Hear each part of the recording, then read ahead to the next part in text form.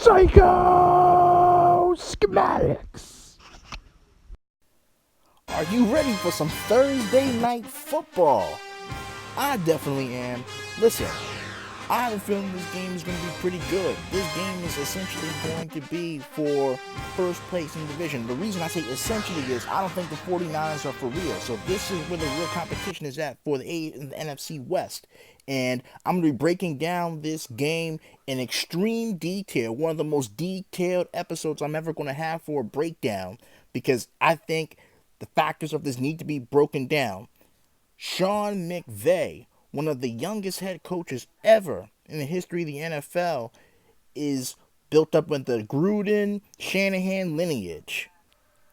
McVay's style of play and his play calling is more based on the Shanahan style of play than the Gruden style of play. And that's zone scheme, blocking, running game, play action pass, play action bootleg pass. And the reason that I'm very clear about that distinction is if you pay attention to some of the offensive coordinators or former offensive coordinators that are getting head coaching jobs around the NFL, you'll notice that it's a growing trend around the NFL. So it's very important to pay attention to moving forward because numerous coaches are going to be using this scheme moving forward. And I'll detail that heavily in this episode. The idea of basing the offense around zone scheme blocking is so that you get lateral movement with the offensive line. Like you saw in this play, they're moving from left to right, or in this case, they're moving left down a line of scrimmage so that they can allow the running back, Todd Gurley, to find cuts and open lanes within the offense.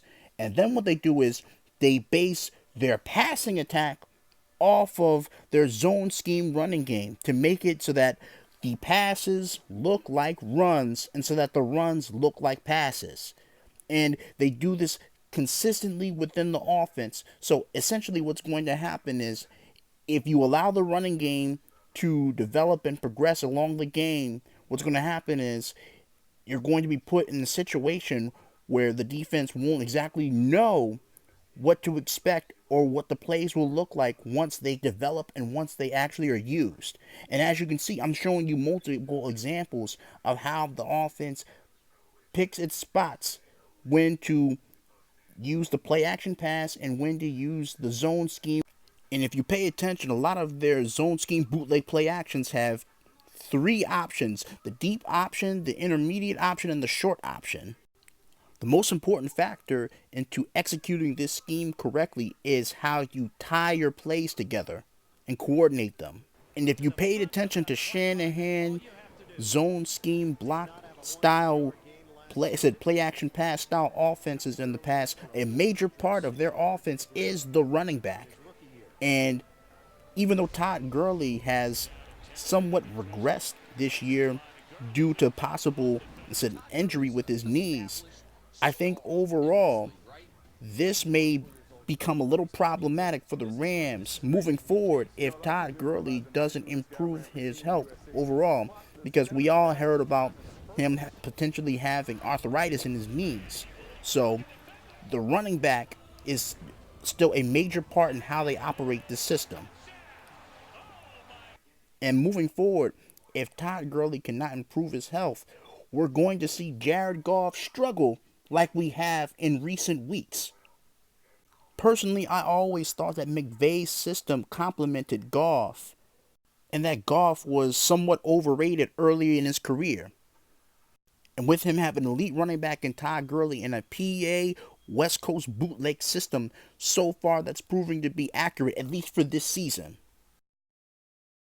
Now I'll shift to Seattle's strategy on offense and defense in order to win. Now, for Seattle's case, Pete Carroll is a defensive-minded coach, so his responsibility is going to be try to shut down Todd Gurley in the zone scheme style running game, because that's what the play action pass is built off of, especially from the bootleg perspective. And in terms of Seattle's defense, they need to shift between man and zone, a lot of cover three, to try to constrict the lanes, the passing lanes from the bootlegs. Now, for Seattle's offense, they run a unique scheme with read option.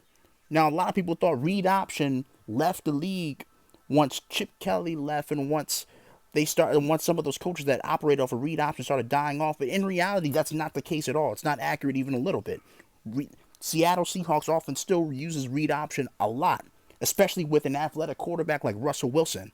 And what happens is they build off the run game because they're mainly a running offense. And then what they do is they use the running game to bring down the safeties, bring down the linebackers with the read option, zone scheme read option. And then they pass off of that with big plays down the field. As you can see with DK Metcalf, they're tall, physical, large-bodied, athletic wide receiver down the field, and their short, fast, shifty, athletic wide receiver Tyler Lockett to try to go down the field after using play-action passes. And this is the essence of the Seahawks offense. It's mainly a running offense. However, the star of the offense is still Russell Wilson because they still understand that you need big plays in this league in order to win games, especially if their defense can be a little inconsistent at times. And that's how they get their big plays. Play action pass off of zone scheme blocking, and then build off of the running game by using big plays down the field off of play action passes. And that's exactly why they drafted DK Metcalf, because they knew they just needed him to run slants, run quick outs, and run down the field for 9 routes, or as they call go routes. And that's essentially what they're doing. That's essentially how they're using him. And it was the right decision for them moving forward. So this should be a very good game. It should be close, and we'll see how it goes down. However, I should point out that Rams, defensively speaking, need to consider using more of a cover 2 man scheme with containment strategy on their defensive line, especially with Aaron Donald in the middle, so that Russell Wilson can get out the pocket when plays start to break down, because he's still very elusive and he can still make plays with Tyler and Lockett down the field on big plays.